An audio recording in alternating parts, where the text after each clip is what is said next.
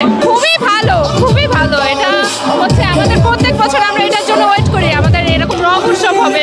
আজকে আমার সমস্ত বন্ধু বান্ধব থেকে শুরু করে ঢাকা বিশ্ববিদ্যালয়ে অনেক বিভিন্ন ফ্যাকাল্টি থেকে বন্ধু বান্ধবরা রেখেছে। রোজা ধর্মের জায়গায় উৎসব সবার, হিন্দুরাও কিন্তু ঈদ।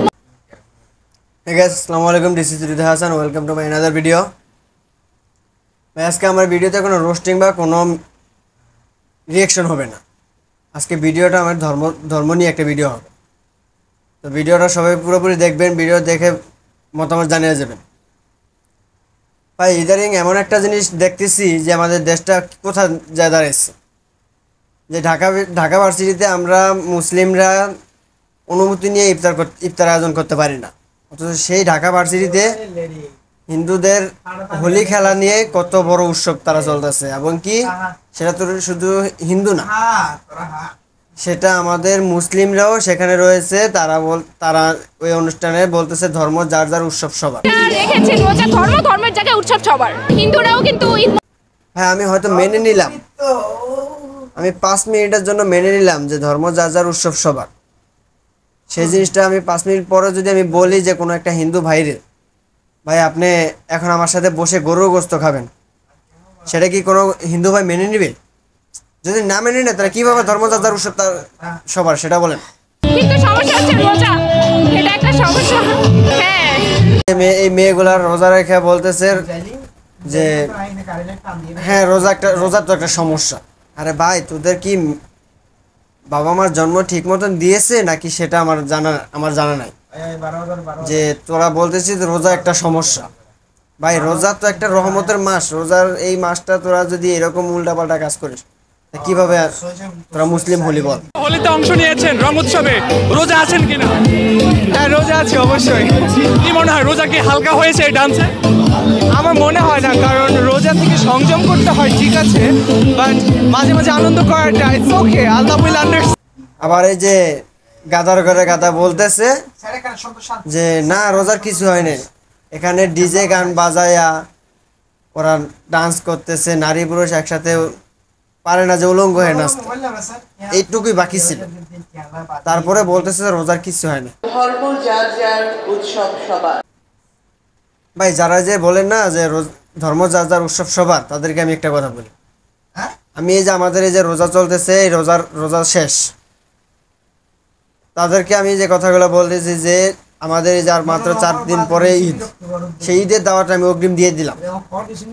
ঈদের দিন তারা আমাদের সাথে জামাতে নামাজ পড়বে কিনা সেটা আমি বলতে চাই, সেটা আমাকে কমেন্ট করে জানাবেন যে হ্যাঁ আপনারা যদি আমার সাথে ঈদের জামাতের সাথে নামাজ পড়তে পারেন তাহলে আমরা ঠিক আছে মানবো যে ধর্ম যার যার উৎসব সভা। আর তারপরে আরেকটা আছে, আগামী কুরবানির ঈদের অগ্রিম দাওয়াত, আমার সাথে একসাথে বসে গরু কুরবানি যে জবাই দিবে আমাদের সাথে মুসলিমদের সাথে, এবং কি মুসলিমদের সাথে বসে তারপর গরুর কুরবানি দেওয়ার পরে গরুর গোশত দিয়ে একসাথে ভাত খাবে। যদি সেটা খেতে পারে তাহলে মনমো যে ধর্ম যার যার উৎসব সভা, আর নাহলে ভাই কোনোভাবে মানা সম্ভব না। আমরা ঈদ পালন করি, বৌদ্ধ পূর্ণিমা পালন করি, বড়দিন পালন করি এবং সকল পূজাও এখানে উদযাপন করা হয়, কারণ ধর্ম যার যার উৎসব সবার। আর যারা এই যে বলতেছেন যে নেতাকর্মীরা বলতেছেন তার ধর্ম যার যার উৎসব সবার, আর ভাই আপনারা নেতাকর্মীরা এটা কিভাবে বলেন আপনারা মুসলিম হয়ে?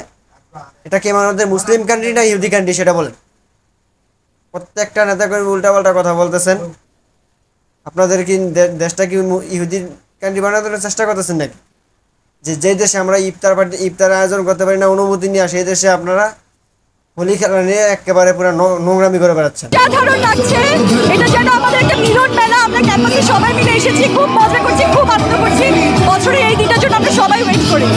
না রোজা রাখি ভাই মারো মুঝে মারো মুঝে। দেশটাকে হিন্দুদের দিয়ে দিছি যে হিন্দুরা এরকম ইয়ে করবে।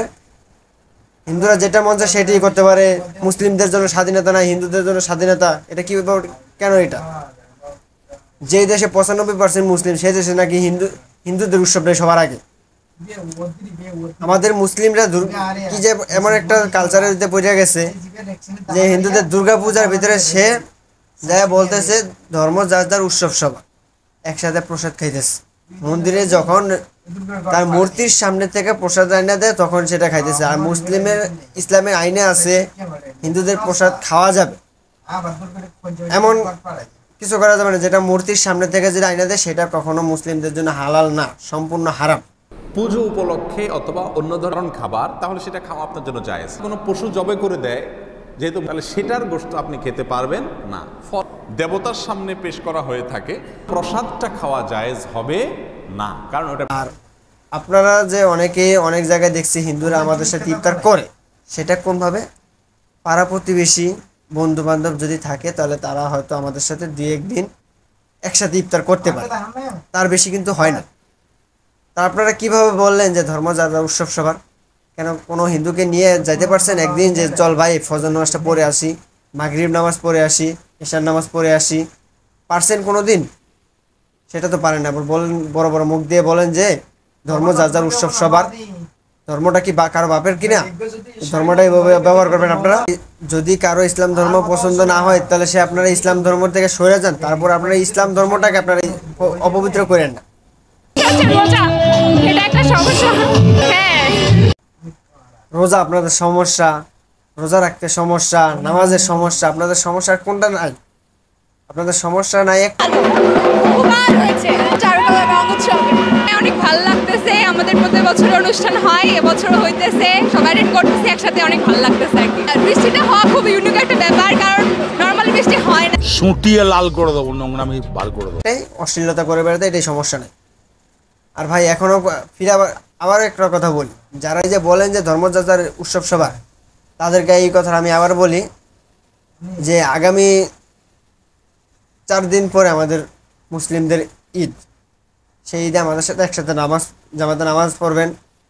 তারপরে সামনেও কুরবানির ঈদ আসতেছে, এই কুরবানির ঈদের অগ্রিম দাওয়াত দিয়ে দিলাম। আপনারা সব যারা যে বলতেছেন যে ধর্মযাত্রার উৎসব সবার, ওই আমাদের বিধর্মী যে লোকগুলোকে আমি বলতেছি, আপনারা আমাদের সাথে কুরবানির ভিতরে একসাথে গরু জবাই করবেন এবং কি একসাথে আমাদের সাথে নামাজ পড়ে একসাথে গরু গোশ দিয়ে যদি 2 বেলা ভাত খাইতে পারেন তাহলে মনে করবো যে না ধর্মযাত্রার উৎসব সভা। আর যদি না খেতে পারেন তো কখনো এই কথা মুখ দিয়ে কখনো আনবেন না। আর যদি কখনো কোনো মুসলিম নেতাকর্মী বলেন তাহলে ভাই আপনার ধর্মটা ছেড়ে তারপর কথা বলেন, আপনার ধর্মে থেকে কথাগুলো বলেন না।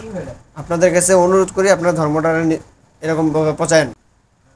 তো সবাইকে ঈদের অগ্রিম শুভেচ্ছা জানিয়ে ভিডিওটা শেষ করতে চাই। ভিডিওটা এই পর্যন্ত। ভিডিও কেমন হলে কমেন্ট করবেন, ভিডিও ভালো লাগলে লাইক করবেন, পেজ হলে ফলো করবেন, ইউটিউব হলে সাবস্ক্রাইব করবেন। আল্লাহ হাফেজ।